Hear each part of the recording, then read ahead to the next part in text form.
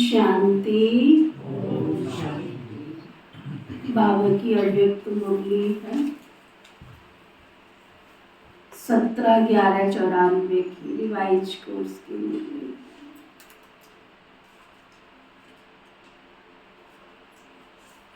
हर गुण व शक्ति के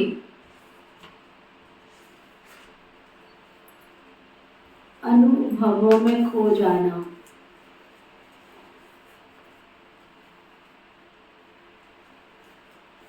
अर्थात खुश नसीब बनना। आत्मा के 7 गुण और परमात्मा के अथाह गुणों का जो अनुभव है, बाबा कहते हैं हर गुण व शक्ति के अनुभवों में खो जाना, अर्थात खुश नसीब बनना।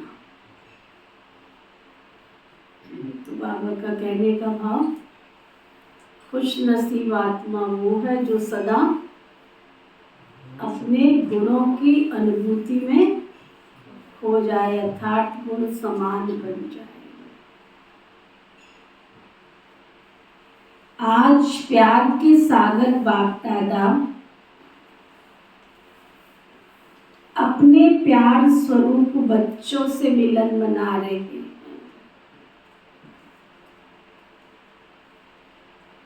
बाप का भी प्यार बच्चों से अति है और बच्चों का भी प्यार बाबा से अति है। मन में तो नहीं होता है ना कुछ भी। बच्चों का भी बाबा से प्यार है और बाबा का भी बच्चों से प्यार है। ये प्यार की डोर बच्चों को भी खींच करके लाती है। बाबा के साथ मधुबन जाते हैं, बाबा से मिलन मनाते हैं, या बाबा के घर आते हो, कौन खींच के लाता है? जो कहते हैं बाबा के प्यार में खींच के आते हो। शरीर के हिसाब से तो नहीं आते, चलो थोड़ी वॉकिंग शॉकिंग हो जाएगी, जो समझते हैं वॉकिंग शॉकिंग के हिसाब से आ जाते हैं। बाबा से भी मिल लेंगे, वॉकिंग शॉकिंग भी हो जाएगी, बात उठा नहीं ना। बाबा का प्यार हमको खींच कर ले आता है।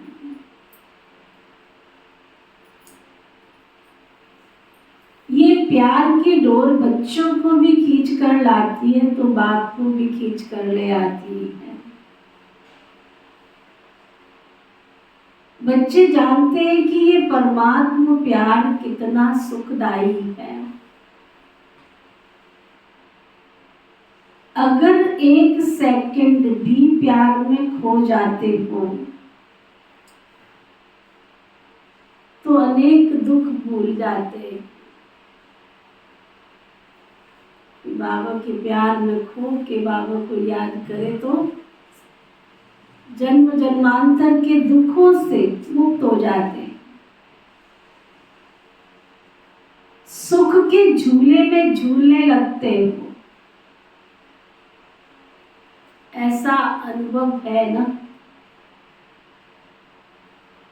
बाप दादा देख रहे हैं कि दुनिया के हिसाब से आत्माएं कितनी साधारण हैं, लेकिन भाग्य देखो कितना श्रेष्ठ।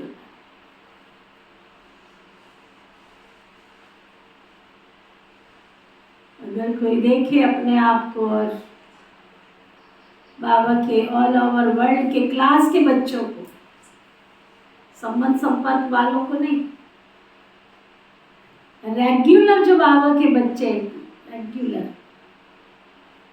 चाहे गीता पाठशाला गांव में जाओ, शहर में जाओ, बाबा की ज्यादा संख्या कौन सी है?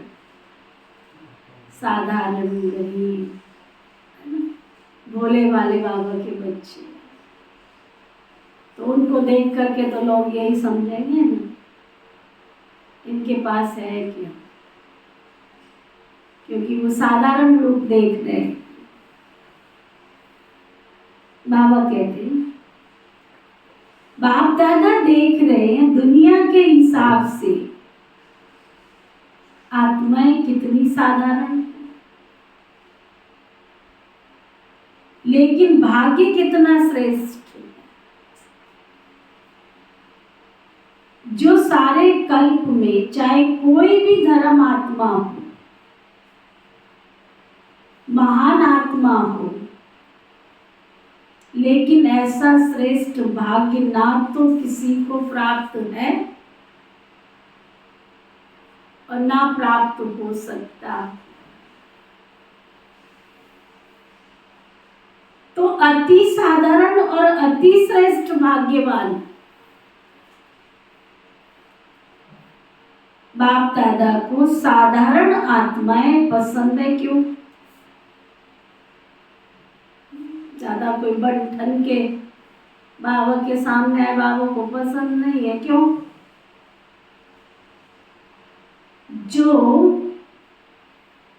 बाप साधारण तन में आते हैं ना, कोई राजा के तन में या रानी के तन में तो नहीं आते, कोई धर्मात्मा कोई महात्मा के तन में भी नहीं आते। साधारण तन में स्वयं भी आते हैं और बच्चे भी साधारण ही आते हैं। आज का करोड़पति भी साधारण है। साधारण बच्चों में भावना, और बाप को भावना चाहिए। साधारण बच्चे होते उनमें दिल की सच्चाई, सफाई, भावना, और भगवान को भी क्या चाहिए? देह भान वाले बच्चे बाबा को नहीं चाहिए। जितना बड़ा होगा उतनी भावना नहीं होगी, लेकिन भान होगा किसका? अपनी संपत्ति का, अपने रूप का, अपने रंग का, कोठी का, बंगले का, कार का। तो बाप को भावना का फल देना, और भावना साधारण आत्माओं में होती है। सुनना बाबा की एक एक लाइन। बाबा को फल देना है साधारण आत्माओं को, भावना वालों को, और भावना होती है साधारण मनुष्य।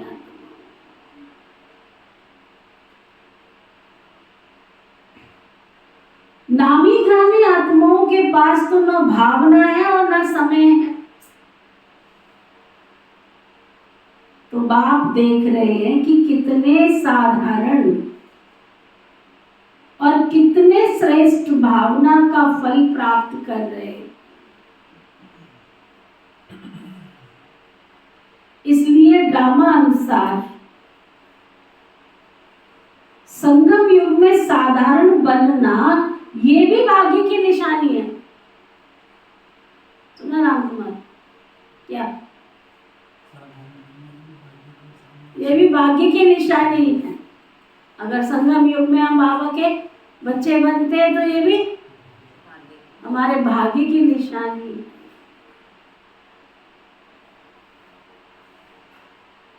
इसलिए आप देखो श्री कृष्ण के साथ किसी अमीर को दिखाया है कि एक भी दोस्त उसका अमीर नहीं। देखो एक भी गोपी उसकी अमीर नहीं दिखाई है। क्या बोलते? ग्वाला और ग्वालिन। अब साधारण रूप दिखाना था तो क्या दिखाना था, इसलिए उन्होंने करके ग्वाला और ग्वालिन दिखा दी। वो यादगार तो संगम युग की है।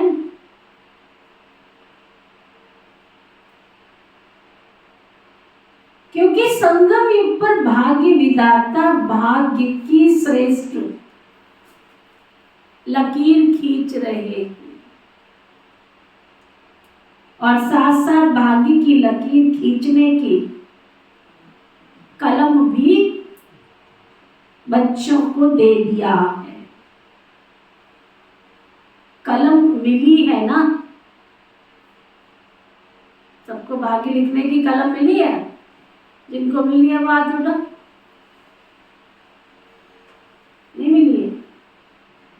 कितनी खींच रहा है? अभी तो पढ़ाई में घूम रहा है गोली गोली। यही उम्र होती है भगवान से सारी शक्तियां लेने की, और तुमने तो रास्ता ही अलग चूज कर लिया। इधर है जमाना, उधर है मोहब्बत, तुम तो जमाने की तरफ दौड़ने लग गया। बाबा के घर में अभी से ही तुम्हारा तन मन नहीं लगेगा तो आगे शक्ति कहाँ से मिलेगी? बाबा कह रहे हैं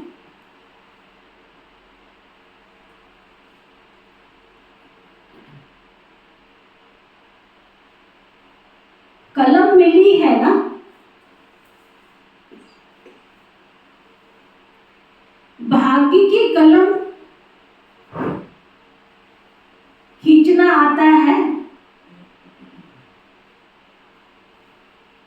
कितनी लंबी खींची है बाबा पूछ रहे हैं। छोटी मोटी तो नहीं खींच ली है। जितना चाहे उतना भाग्य बना सकते हैं ना। अभी संगम के ऊपर बाबा ने इतना भाग्य दिया कि जितना चाहे उतना भाग्य बना सकते हैं।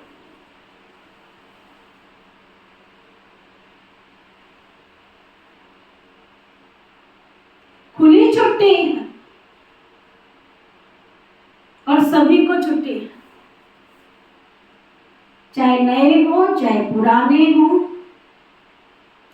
सप्ताह कोर्स किया है, बाबा को पहचाना है, बाप भाग्य की कलम दे देता है। यही परमात्म प्यार है। प्यार की निशानी क्या होती है? जो जीवन में चाहिए वो अगर किसको कोई देता है तो यही तो प्यार की निशानी है ना। तो बाप के प्यार की निशानी है, जो जीवन में चाहिए वो सर्व कामनाएं बाबा पूर्ण कर देते। सुख शांति तो चाहिए ना। अगर कोई वस्तु एक दो को देते हैं तो उससे सुख मिलता है ना। तो बाप सुख क्या देता है, लेकिन सुख के भंडार आप सबको भी बना देता है। सुख का भंडार हो ना। पूरा स्टॉक है या एक कमरा दो कमरा? कितना स्टॉक जमा किया है? जो कहते हैं गिलास भर ले लिया है, जो कहते पूरे भंडार हमारे सुख के, दुख की हमें लकीर भी नहीं आ सकती, एंट्रेंस नहीं है दुख को। पूछो अपने आप से, भंडार है? जैसे बाप सुख का सागर, नदी और तालाब नहीं है। भगवान की महिमा में क्या कहते हैं? सुख का सागर, शांति का सागर। तो बच्चों को भी सुख के भंडार का मालिक बना देता। कोई सुख की कमी है क्या? कोई अप्राप्ति है? फिर ये नहीं कहना थोड़ी सी शक्ति दे दो बाबा, थोड़ी सी शक्ति दे दिया, दे दो कहने की आवश्यकता ही नहीं। सुना, बाबा ने सब कुछ दे दिया, दे दो की आवश्यकता ही नहीं। बाप ने दे दिया है, सिर्फ उसको कार्य में लगाने की विधि चाहिए।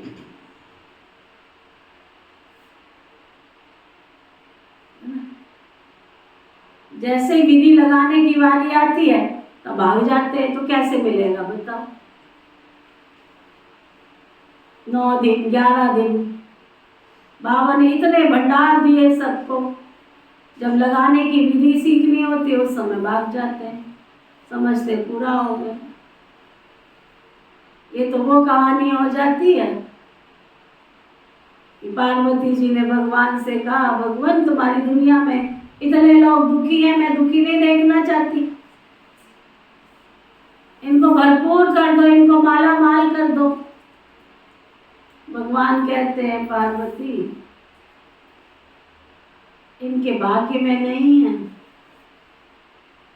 कहते ऐसे कैसे नहीं है, आप भाग्य बनाओ इनका। कैसे नहीं है? भाग्य बनाओ, दो इनको सुखी करो। कहते मैं तो लेना चाहता हूँ, पर लेने वाले, हाँ, मैं तो देना चाहता हूँ परंतु लेने वाले लेवे भी तो ना, परंतु ये लेना नहीं चाहते, पार्वती लेना नहीं चाहते। कहते ऐसे कैसे हो सकता भगवान, जिद पर आ गई। कहते ये सब मेरी संतानें हैं, मैं इनको दुखी नहीं देख सकती भगवान। कहते चलो ठीक है। भगवान जी ने साधारण सा वेश बनाया। अभी देखो दुनिया में कहानियां, ब्रह्मा कुमारियों की बनाई हुई कहानियां नहीं। कहते साधारण सा वेश बनाया और सारे गांव में, शहर में अनाउंसमेंट कर दी। क्या? फलाने स्थान पर आज शाम को भगवान जी आएंगे और जिसको जो चाहिए उनको वो प्राप्त होगा।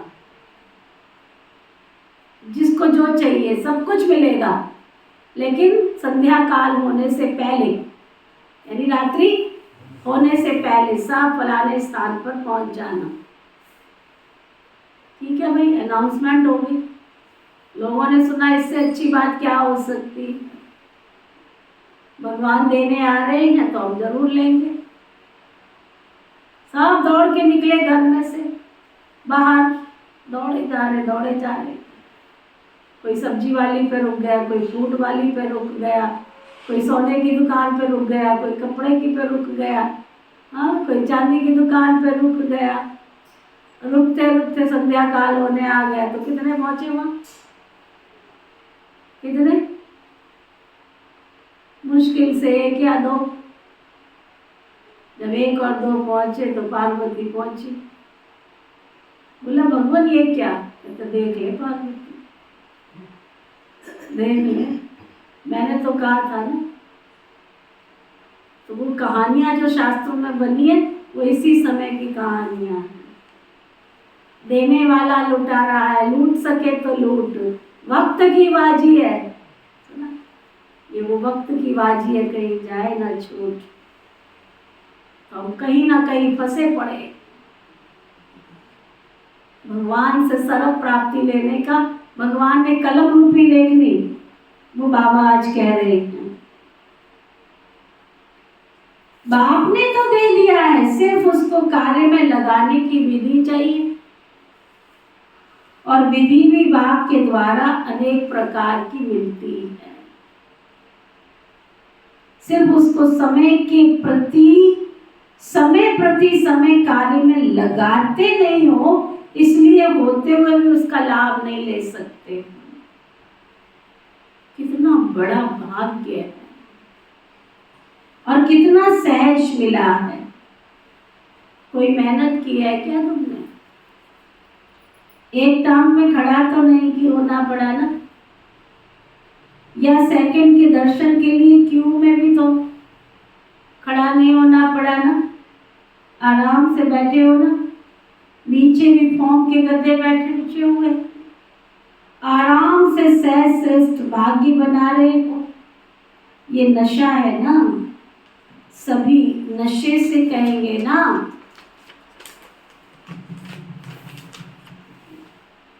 कि भाग्य हमारा, भाग्य विधाता हमारा है।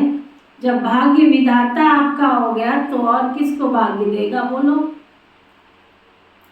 भाग्य विधाता को अपना बनाया और भाग्य के अधिकार को प्राप्त कर लिया। जिसको नशा है वो सदा यही अनुभव करते हैं कि भाग्य मेरा नहीं होगा तो किसका होगा, क्योंकि भाग्य विधाता ही मेरा है। इतना नशा है या कभी कभी चढ़ता है बाबू। संगम समय कितना छोटा सा है और आप मेजॉरिटी तो सब नए हो। कितना थोड़ा समय मिला है, लेकिन ड्रामा में विशेष, इस संगम युग की ये विशेषता है कि कोई भी, चाहे नया हो चाहे पुराना हो, तो ना, चाहे नया हो चाहे पुराना हो, नए को भी गोल्डन चांस है नंबर 1 लेने का। तो नयों का उमंग है, या समझते हो हमारे से आगे तो बहुत है, हम तो आए ही अभी है। नहीं, ये खुली छुट्टी है, जितना आगे बढ़ना चाहे उतना बढ़ सकते हो। हम तो आए ही अभी हैं, ऐसा नहीं, सिर्फ अटेंशन रखना है। कोई कोई पुराने अलवेले हो जाते हैं, आप नए अलवेले नहीं हो ना, तो आगे बढ़ जाएंगे, नंबर ले लेंगे। नंबर तो लेना है ना, फर्स्ट नंबर नहीं, फर्स्ट डिवीजन। डिवीजन और नंबर में क्या फर्क है? डिवीजन में क्या फर्क है?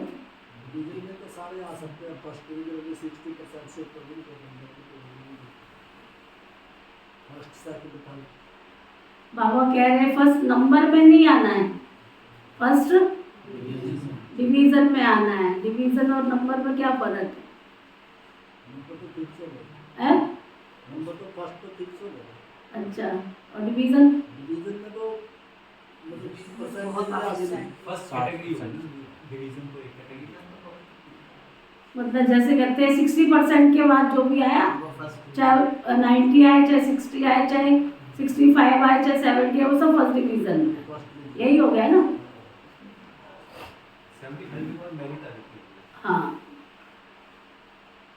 तो बाबा कह रहे हैं 60 के बाद आ जाए, 75 के बाद। 60 और 75 तक फर्स्ट डिवीजन, फिर 75 के बाद मेरिट। तो बाबा कह रहे हैं फर्स्ट चाहे जितने आ सकते हो, तो सभी को किस डिवीजन में आना है? सभी फर्स्ट में आएंगे, तो सेकंड में कौन आएगा?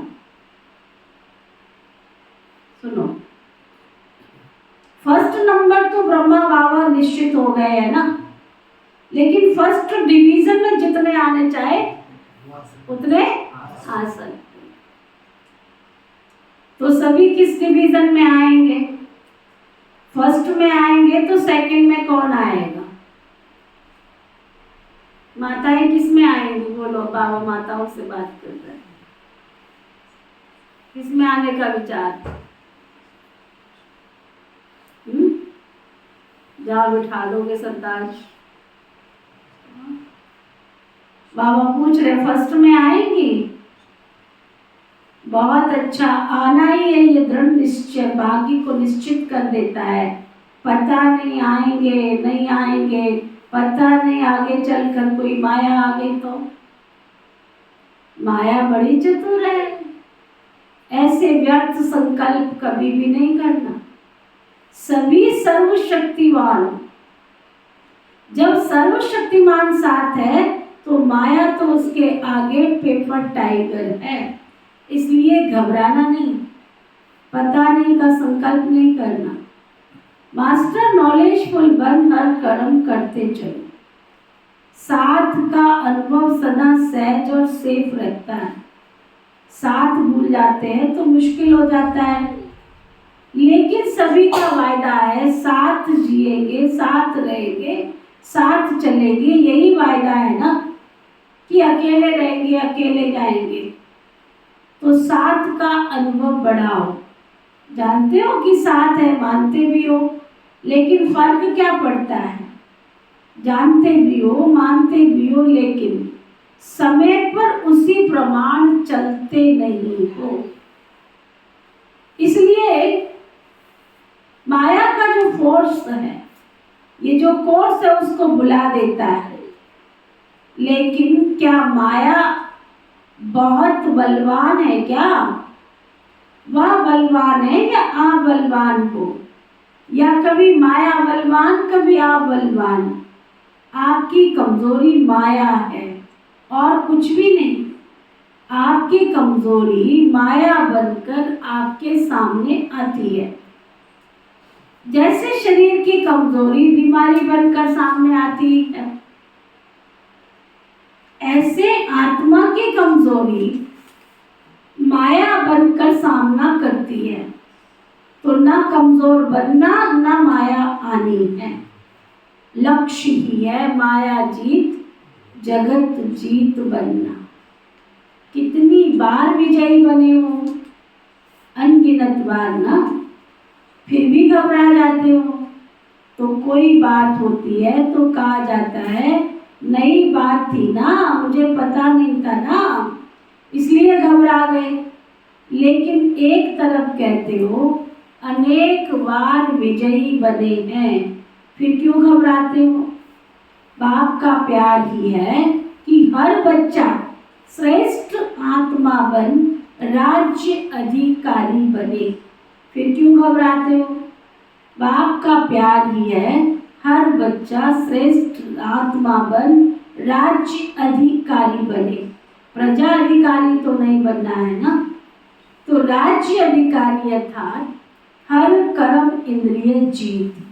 अगर अपनी कर्म इंद्रियों के ऊपर अंडरलाइन कर, राज्य अधिकारी बनना है तो अगर अपनी कर्म इंद्रियों के ऊपर, मन बुद्धि संस्कार के ऊपर विजयी नहीं बने तो प्रजा पर क्या राज्य करेंगे?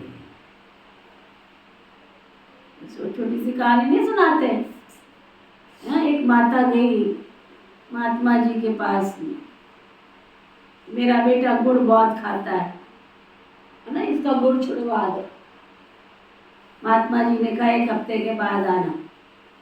1 हफ्ता प्रैक्टिस की महात्मा जी ने गुड़ नहीं खाने की। 7वें दिन के बाद गुड़िया फिर बच्चे को लेकर के गई महात्मा जी के पास। महात्मा जी ने उसको सामने बिठाया और प्यार से बोला, क्या गुड़ नहीं खाना बच्चे? गुड़ सेहत के लिए अच्छा नहीं होता, थोड़ा सा खाया तो ज़्यादा नहीं खाना, बस इतना ही कहा। तो गुड़िया ने कहा, महात्मा जी ये बात तो आप पहले भी कह सकते हैं। हाँ? तो महात्मा जी ने क्या कहा, भाई मैं पहले खुद ही इतना ज़्यादा गुड़ खाता था, तो अब इसको कैसे कहता? पहले मैंने 7 दिन अभ्यास किया छोड़ने का कि मैं छोड़ सकता हूँ या नहीं छोड़ सकता, छोड़ा। तो बाबा भी क्या कह रहे हैं, सतयुग का राजा तो बाद में बनोगे, पहले तुम्हें क्या बनना है? अपनी कर्म इंद्रियों का राजा बनना है।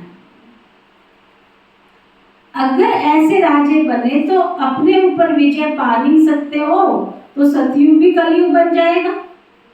इसलिए चेक करो कि मन बुद्धि संस्कार कंट्रोल में है। मन आपको चलाता है या आप मन को चलाने वाले हो? जब ये कंप्लेन करते हो कि मेरा मन आज लगता नहीं, मेरा मन आज भटक रहा है, तो ये मन जीत हुए। आज मन उदास है, आज मन और आकर्षण की तरफ जा रहा है, ये कोई विजयी बनने के संकल्प नहीं। तो जो स्वयं पर विजय नहीं पा सकते वो भला विश्व पर विजय कैसे प्राप्त करे? इसलिए चेक करो कर्म इंद्रिय जीत, मन जीत कहाँ तक बने हैं। अगर फर्स्ट डिवीजन में आना है तो इस लक्षण से लक्ष्य को प्राप्त क्या, अगर फर्स्ट डिवीजन में आना है तो उसके लिए बाबा ने क्या विधि बताई?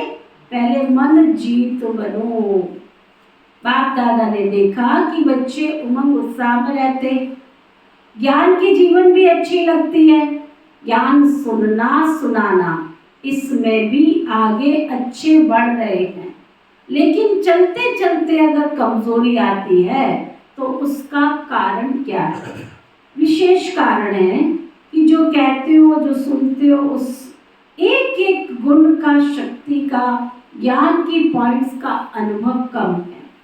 मानो सारे दिन में स्वयं भी व दूसरे को भी कितनी बार कहते हो मैं आत्मा हूँ, आप आत्मा हो, शांत स्वरूप हो, सुख स्वरूप हो, कितनी बार स्वयं भी सोचते हो और दूसरों को भी कहते हो। लेकिन चलते चलते आत्मिक अनुभूति, ज्ञान स्वरूप, प्रेम स्वरूप, शांत स्वरूप की अनुभूति वो कम होती है। सुनना कहना ज्यादा, अनुभूति कम। इसलिए सबसे बड़ी अथॉरिटी अनुभव की होती है, तो उस अनुभव में खो जाओ। जब कहते हो शांत स्वरूप, तो स्वरूप स्वयं को, दूसरे को शांति की अनुभूति हो। एक एक गुण का जो वर्णन करते हो ना, शक्तियों का जो वर्णन करते हो ना, लेकिन शक्ति व गुण समय पर अनुभव में आए। कई बोलते भी रहते हैं सहन शक्ति धारण करनी चाहिए, सहनशीलता बहुत अच्छी है, लेकिन अनुभूति नहीं होती। अनुभूति की कमी होने के कारण जितना चाहते हो उतना पा नहीं सकते हो। अगर सभी से पूछें कि जितना पुरुषार्थ होना चाहिए उतना है, तो थोड़े से हाँ कहेंगे। तो जितना मिल रहा है उतना जीवन में व कर्म में अनुभव हो। सिर्फ सोचने का अनुभव नहीं हो, लेकिन चलन में, कर्म में शक्तियां गुण स्वयं को भी अनुभव हो, दूसरों को भी अनुभव हो। कहते ही हो कि ज्ञान स्वरूप है, तो वह स्वरूप दिखाई भी तो देना चाहिए ना। बाबा ने क्या कहा, जिन गुण और शक्तियों की बात करते हो वो आपके स्वरूप में भी तो आवे ना। और स्वरूप सदा होता है, स्वरूप कभी कभी नहीं होता। अज्ञान काल के जीवन में यदि किसी का क्रोधी स्वरूप होता है, तो जब भी कोई बात होती है तो वो स्वरूप उसका दिखाई देता है ना। कितने अच्छे ढंग से बाबा समझा रहे हैं, दिखाई देता है ना सामने वाले का। तो बाबा कहते वैसे ही स्वयं को भी अनुभव होता है, दूसरे को भी अनुभव होता है। तो क्या कहते हैं, ये तो है ही क्रोधी, इसके संस्कार ही क्रोध का है, तो संस्कार दिखाई देता है ना। ये क्यों बाबा समझाना चाह रहे कि ऐसे ही हमारे अंदर की शांति, हमारा सुख, हमारा प्यार, जो आत्मा के गुण है वो भी दिखाई देने चाहिए ना। बस योग में बैठे मैं आत्मा शांत स्वरूप हूँ, शांत स्वरूप हूँ, ऐसे कहने से थोड़ी शांति आ जाएगी। मैं आत्मा प्रेम स्वरूप हूँ, ऐसे कहने से थोड़ी शांति आ जाएगी। उसकी अनुभूति में जाना, उसकी डेप्थ में जाना। तो अनुभवी मूर्त है श्रेष्ठ निशानी। इस अनुभव को बढ़ाओ। जो कहा वो अनुभव किया क्या? अगर अनुभव नहीं होता तो उसका कारण है कि जो समय प्रति समय विधि मिलती है, उस विधि के ऊपर अटेंशन नहीं है। जितना ज्ञान को, शक्तियों को, गुणों को रिवाइज करते रहेंगे तो रियलाइज भी सहज हो जाएगा। रिवाइज नहीं करते हैं तो रियलाइजेशन भी कम है। सुना बहुत अच्छा, लेकिन चलते फिरते रिवाइज होना चाहिए। जैसे दुनिया वाले कहते हैं कि कर्म ही योग है, कर्म और योग अलग अलग नहीं मानते, कर्म ही योग मानते हैं। कर्म से योग लगाना, इसी को कर्म योग समझते हैं। लेकिन कर्म और योग दोनों का बैलेंस भी तो चाहिए ना। कर्म में बिजी रहना योग नहीं है, कर्म करते योग का अनुभव होना चाहिए। कर्म में बिजी हो जाते हैं तो कर्म ही श्रेष्ठ हो जाता, योग किनारे हो जाता। चलते चलते यही अलबेला बना जाता है। तो कर्म में योग का अनुभव होना, इसको कहा जाता है कर्म योगी। मूल बात है अनुभव स्वरूप बनो। एक एक गुण के अनुभव में खो जाओ, है ना। हफ्ते के सप्ताह जो होता है ना 7 दिन का, एक सप्ताह में 7 दिन होते हैं, सोमवार, मंगल, बुध, गुरु, शनि, रवि, फिर सोमवार। 7 दिन के 7 संकल्प ले लो। सोमवार है, आज इतवार है, आज इतवार को संकल्प ले लो, मैं शक्ति स्वरूप आत्मा हूँ, मैं मास्टर सर्वशक्तिमान हूँ। खाना बनाते समय, खाते समय, बैठते समय, चलते समय, उठते समय डायरी पेन भी ले लो साथ साथ। और जब योग में बैठे तो अनुभव करो परमपिता परमात्मा ज्ञान सूर्य है। उस ज्ञान सूर्य की किरणें मेरे पर उतर कर आ रही हैं और मेरे अंदर शक्ति बढ़ती जा रही है। सीधे होके बैठो, एकदम सीधे होके बैठो, इमर्ज करो, मन की आंखों से देखो। आज संकल्प ले लो सारे दिन का, मैं मास्टर सर्वशक्तिवान आत्मा हूँ। मुंह ना बोले, अंतर मन बोले, दिल से स्वीकार करो, मैं मास्टर सर्वशक्तिवान आत्मा हूँ। अनुभव करो अंदर से, मन की आंखों से देखो, मैं आत्मा परम धाम की निवासी, सूर्य चांद तारागण से दूर, परम धाम मेरा जो घर है, सातवां लोक, जिस घर से मैं आत्मा इस धरा पर आई थी, वही मेरा घर है। ये दुनिया तो मुसाफिर खाना है, एक दिन हम सबको उस घर वापस जाना है।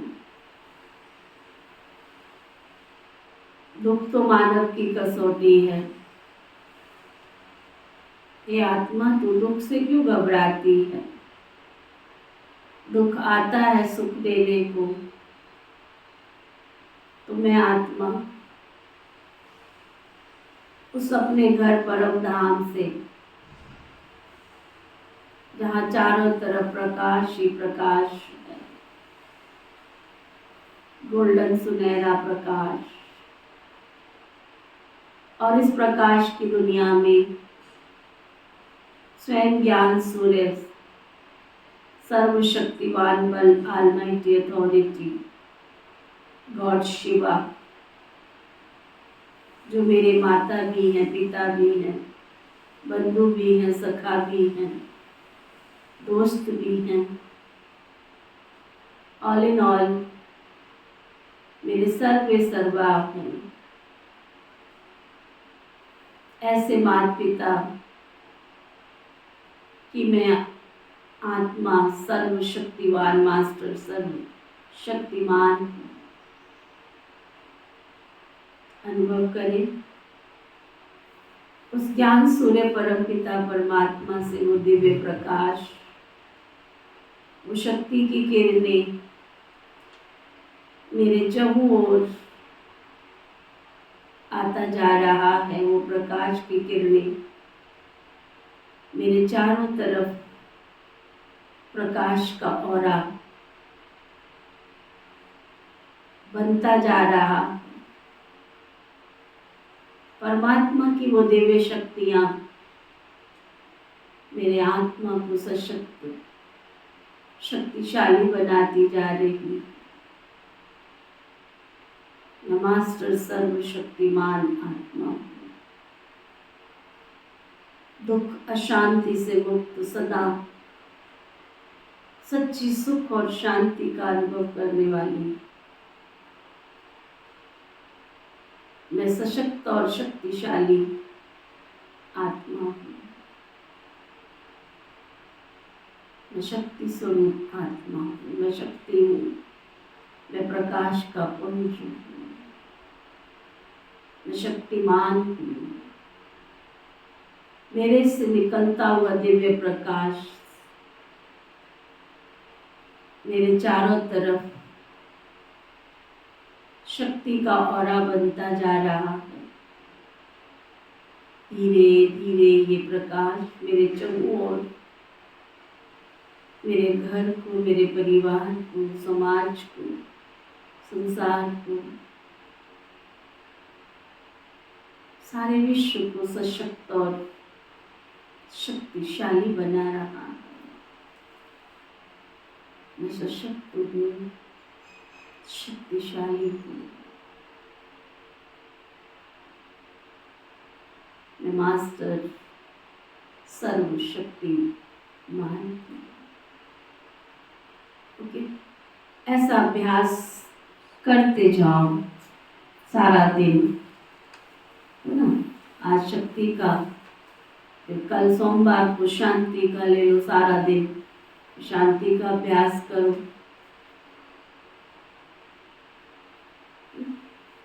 फिर एक दिन सुख का ले लो। आपको YouTube में पूरा 7 गुणों की 7 अनुभूति कमेंट्री डाली हुई है ब्रह्मा कुमारी शाहबाद YouTube चैनल पे। और 7 गुणों के रोज एक एक संकल्प ले लो। नहीं समझ में आता है उस कमेंट्री को, कानों में लीड लगा के सुन लो, सारा दिन अभ्यास करो। अभ्यास करते करते देखना वो पोजीशन अंदर आती चली जाएगी। सुना? तो बाबा बता रहे हर शक्ति, हर गुण, हर ज्ञान की पॉइंट्स आपके स्वरूप में अनुभव करें। और वो तब होगा जब पहले पहले स्वयं को अनुभव होगा। अगर स्वयं अनुभवी होगा तो दूसरे को भी उससे स्वतः ही अनुभव होगा। और जब अनुभव करते हो तो कितनी खुशी होती है। एक सेकंड भी अगर किसी गुण व शक्ति का अनुभव होता है तो कितनी खुशी बढ़ जाती है। और जब सदा अनुभवी स्वरूप होंगे तो सदा चेहरे पर खुशी की झलक और खुश नसीब की झलक अनुभव होगी। तो अपने अनुभव को बढ़ाओ। विधि तो स्पष्ट है ना। आज सभी खुश नसीब तो है नहीं, लेकिन विशेष खुशी मनाने आए हो तो सबको खुशी मिली है क्या? सब आराम से रहे हुए हो, मन आराम में है तो तन को भी आराम मिल जाता है। ये तो होना ही है। जितना स्थान बढ़ाएंगे उतना कम होना ही है। ये भी भाभी है, उसको क्या करेंगे। और अच्छा है, रिहर्सल हो जाती है। जहाँ बिठाओ, जैसे बिठाओ, जैसे सुलाओ, इसकी रिहर्सल हो जाती है। तो पट पे सोना अच्छा है, पट राजा बन गए। शास्त्रों में तो पट रानी और पट राजा का बड़ा गायन है। आप तो सब सहज हो गए ना, कोई तकलीफ थोड़ी है। बाप दादा और निमित्त आत्मा सोचती हैं यही सब आराम से रहें, लेकिन अगर ज़्यादा संख्या में हैं तो आराम लगता है तो खुशी की बात है। जहाँ भी रहे हो वहाँ खुश हो, कोई तकलीफ तो नहीं है ना। और बुलाएं, सिर्फ एक सूचना चली जाए कि जो आना चाहे वो आ जाए, तो फिर क्या करना पड़ेगा। मधुबन कौन नहीं प्यार करता है। अखंड तपस्या करनी पड़ेगी, खुशी की खुराक खाओ और सचखंड अखंड योग का अनुभव करो, तभी सब आ सकते हैं। करेंगे तब तो नहीं जाएंगे। भूख तो नहीं लगेगी। 7 दिन नहीं खाएंगे क्या? 7 दिन खाना नहीं मिलेगा। बाप दादा ऐसा हट कराना नहीं चाहते। सभी सहज योगी हो ना। ये परमात्मा मिलन कोई कम भाग्य नहीं है ना। आप में से तो कईयों ने बाबा को देखा ही नहीं। तो देखो कितने बैठे, हाथ उठाओ, कितने बैठे जिन्होंने बाप दादा को आते देखा ही नहीं। हम ही कह सकते हैं ना, इन आँखों ने देखा है बाप दादा को, क्या दृष्टि देते हुए, भोजन खाते हुए, भोजन खिलाते हुए, है ना। अभी देखो नए नए बैठे, ये कोई कह सकते हैं अनुभव की बात। तो बाबा कहते ये परमात्मा मिलन भी कोई कम भाग्य नहीं है। ये परमात्मा मिलन का श्रेष्ठ भाग्य। कोटों में कोई, कोई में भी कोई, आप आत्माओं को मिलता है। अच्छा मिल लिया ना। भक्ति में जड़ चित्र से मिलता था, यहाँ चैतन्य में बाप आत्माओं से मिलते भी हैं, रूहान भी करते हैं। तो ये भाग्य कोई कम है क्या? फिर भी आप सब लकी हो, समय की गति बदलती जाती, फिर भी आराम से बैठकर सुन रहे हो। आगे चलकर वृद्धि होगी तो बदलेगा ना। फिर भी आप लकी हो, क्योंकि टू लेट के टाइम पर तो नहीं आए हो ना। लेट के टाइम पर आए हो तो सब खुश हो ना। अच्छा अच्छा, मीठे मीठे सिखी लदे बच्चों प्रति माता पिता बाप दादा का याद प्यार और गुड मॉर्निंग। रूहानी बाप की रूहानी बच्चों को नमस्ते। हम सब रूहानी बच्चों की रूहानी बाप दादा को दिल वाचा शिकवा प्रेम से नमस्ते नमस्ते नमस्ते जी। धारणा के लिए मुँह के साथ सर्वश्रेष्ठ भाग्य विधाता के भाग्यवान आत्मा बन।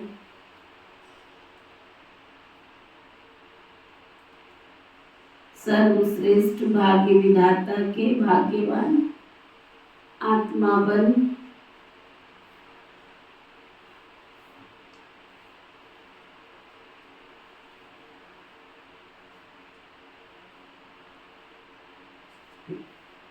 सदा मन जीत जगत जीत के निश्चय। और नशे में रहने वाली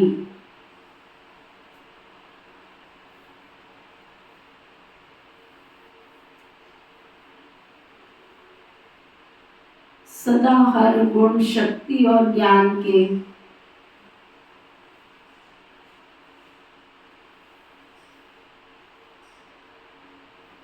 अनुभवी आत्मा बन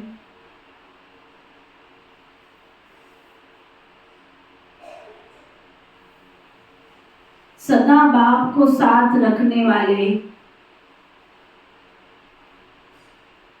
कंबाइंड स्वरूप आत्मा बन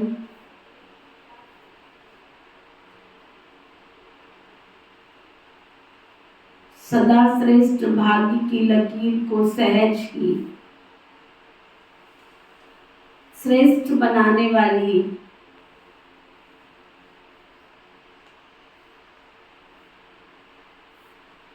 आत्मा बन मुझे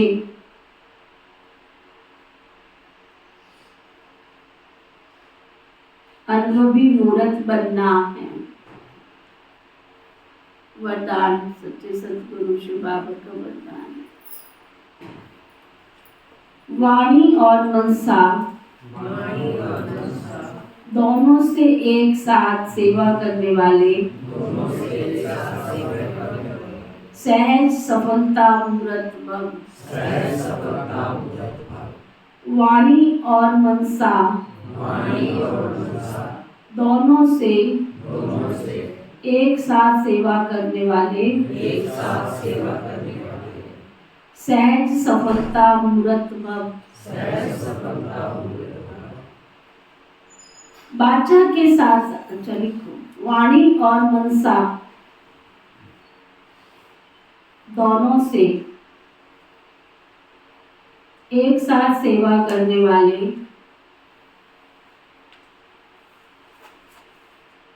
सहज सफलता मूर्त भव।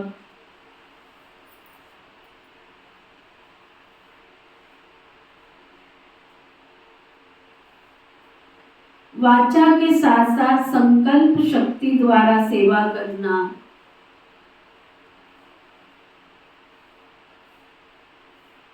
यही पावरफुल अंतिम सेवा है।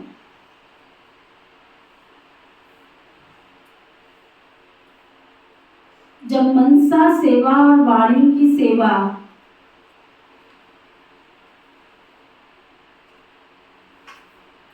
दोनों का कंबाइंड रूप होगा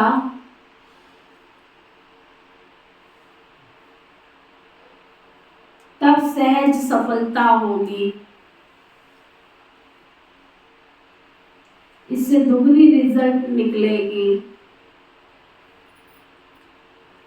वाणी की सेवा करने वाले तो थोड़े होते हैं, बाकी रेख देख करने वाले दूसरे कार्यों में जो रहते हैं उन्हें मनसा सेवा करनी चाहिए।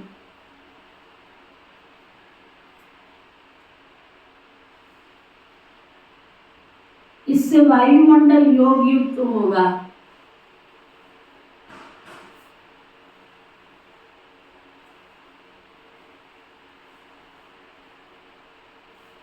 हरेक समझे मुझे सेवा करनी है ना, एक के करने से नहीं होगा। हर ब्राह्मण आत्मा अंदर लक्ष्य रखे मुझे सेवा करनी है, तो वातावरण भी पावरफुल होगा और सेवा भी डबल हो जाएगी। सुना, वातावरण भी पावरफुल होगा और सेवा भी डबल हो जाएगी। स्लोगन सदा एक रस स्थिति के आसन पर विराजमान रहो। कितना सुंदर आसन दिया बाबा ने। निंदा स्तुति जय पराजय लाभ हानि, सर्दी गर्मी, ये नहीं आज सर्दी है तो कल गर्मी है तो आज बरसात है। किसी ने महिमा कर दी तो बहुत, फिर तो रात को नींद भी नहीं आ रही। नहीं, सर्दी गर्मी ऊंच नीच निंदा स्तुति सब में समान स्थिति, उसको कहते हैं एक रस स्थिति का आसन। सदा एक रस स्थिति के आसन पर विराजमान रहो।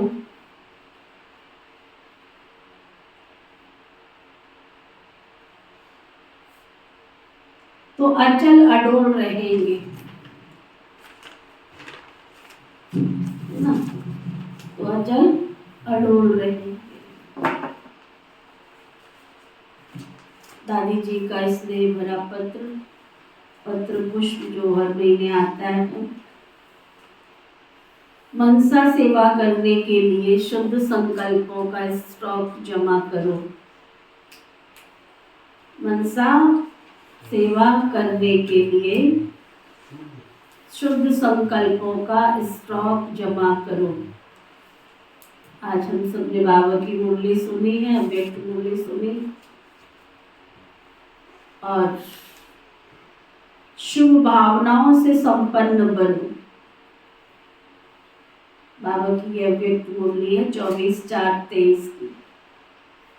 विशेष इस मास, इस मुरली के आधार पर पूरा 31 दिन के बाबा के अव्यक्त इशारे आते हैं जो हम सबने अटेंशन के साथ सुनने हैं, पढ़ने और पुरुषार्थ करना है। प्राण प्यारे अव्यक्त मूर्त माता पिता बाप दादा के अति लाडले सदा शुद्ध संकल्पों के स्टॉक से भरपूर अपनी शक्तिशाली मनसा द्वारा सर्व आत्माओं को शुभ भावना की सकाश देने वाली टीचर्स, निमित्त टीचर्स बहनें तथा देश विदेश के सर्व ब्राह्मण कुलभूषण भाई बहनें ईश्वरीय स्नेह संपन्न मधुर याद स्वीकार करना चाहिए। बात समाचार है, इस समय प्रमाण बाप दादा का विशेष इशारा है कि बच्चे बादशाह सेवा के साथ साथ विशेष मनसा सेवा को भी नेचुरल बनाओ। मनसा की शक्तिशाली सेवा सफलता ज्यादा अनुभव कराएगी, क्योंकि वर्तमान समय चारों ओर इच्छाएं बढ़ती जा रही। हद की इच्छाओं के कारण आत्माएं परेशान हैं। ऐसे समय पर आप अपनी बेहद की वैराग्य वृत्ति द्वारा आत्माओं में भी वैराग्य वृत्ति दिलाओ। वैराग्य वृत्ति के वायुमंडल के बिना आत्माएं सुखी शांत नहीं बन सकती। परेशानियों से बाबा कहते हैं, परेशानियां छूट नहीं सकती। अभी स्व पुरुषार्थ को इतना तीव्र बनाओ जो आपके वाइब्रेशंस वृत्ति से, शुभ भावना से दूसरों की माया सहज ही भाग जाए। आपकी मूर्त, आपकी वृत्ति, आपकी दृष्टि आत्मा को परिवर्तन कर ले। हाय हाय करते आते और वाह वाह करके लेकर के जाएं। इसके लिए अपनी मनसा समर्थ स्थिति का प्रोग्राम सेट करो। जितना अपने मन को समर्थ संकल्पों में बिजी रखेंगे उतना मन कभी अपसेट, एक ही चीज भर सकते हैं ना, एक ही चीज भर सकते हैं। या तो इस कमरे में कचरा भर दो या एक अगरबत्ती जला दो। कचरा भर दो तो बदबू भर जाएगी, और एक छोटी सी अगरबत्ती लगा दो तो ये कमरा खुशी से भर जाएगा, खुशबू से भर जाएगा, महक जाएगा। तो आपके पास मन इतनी बड़ी शक्ति है, या तो अशुद्ध वेस्ट नेगेटिव विचारों से भर दो या फिर शुद्ध विचारों से भर दो। ये तुम्हारे ऊपर डिपेंड करता है। तो दादी जी कह रहे हैं, हाय हाय कोई करता आवे लेकिन आपके पास से वाह वाह लेकर जावे। इसके लिए अपनी मनसा समर्थ स्थिति का प्रोग्राम सेट करो। जितना अपने मन को समर्थ संकल्पों में बिजी रखेंगे तो मन कभी अपसेट नहीं होगा, सहज एकाग्र हो जाएगा, जिससे स्वतः ही अच्छे वाइब्रेशन में रहेंगे। बोलो ऐसा ही लक्ष्य रख, विशेष एकाग्रता का अभ्यास करते मनसा शुभ भावना द्वारा सर्व आत्माओं को लाइट माइट देने की सेवा कर रहे हो ना। वर्ष स्व उन्नति और सेवा के निमित्त जो विशेष बुलेटिन आपके पास भेजी गई उसी प्रमाण सभी को रेस करनी है। अब अपनी श्रेष्ठ शक्तिशाली स्थिति द्वारा विशेष विश्व के कोने कोने में परमात्मा प्रत्यक्षता का झंडा लहराना है। बाबा कहते बच्चे, अभी आप सभी ब्राह्मणों को बेहद की वृत्ति, बेहद की दृष्टि वाला बनना है। हद का नाम निशान समाप्त हो जाए, क्योंकि वृत्ति से वायुमंडल बनता है और वायुमंडल बनेगा तो प्रैक्टिकल भी होगा। इसके लिए अच्छा सोचने की आदत डालो। अच्छा सोचने से सब अच्छा ही होगा, क्योंकि आपकी अच्छी वृत्ति वायुमंडल को परिवर्तन करेगी। अगर क्यों क्या के चक्कर में जाएंगे, ऐसा है तो कभी परिवर्तन नहीं होगा। अच्छा कहते जाओ तो अच्छे बन जाएंगे। अपनी मनसा वृत्ति सदा अच्छे की पावरफुल बनाओ तो खराब भी अच्छा हो जाएगा। बाकी मधुबन बेहद के घर का समाचार तो आप सुनते रहते हो। यहाँ हर स्थान पर बाबा के नए पुराने अनेकानेक बच्चे आते स्वयं को खूब भरपूर कर रहे हैं। एक तरफ तपस्या भट्टियों की लहर है और दूसरी ओर विंग्स के प्रोग्राम तथा राजयोग शिविर आदि चल रहे हैं। आने वाले सभी बाबा के बच्चे बहुत अच्छी अनुभूतियां करके जाते। ये भी अव्यक्त वतनवासी बाबा की कमाल है, जो गुप्त रीति से बच्चों द्वारा अपना कार्य संपन्न करा रहे हैं। अच्छा, सभी को बहुत याद। ईश्वरीय सेवा में बीके रतन मोहिनी जी ना, ये था मधुबन का पत्र। और कल से हम अभ्यास करेंगे अव्यक्त इशारों का। ओम शांति शांति। एक मिनट चलते ना, हम बंद नहीं किया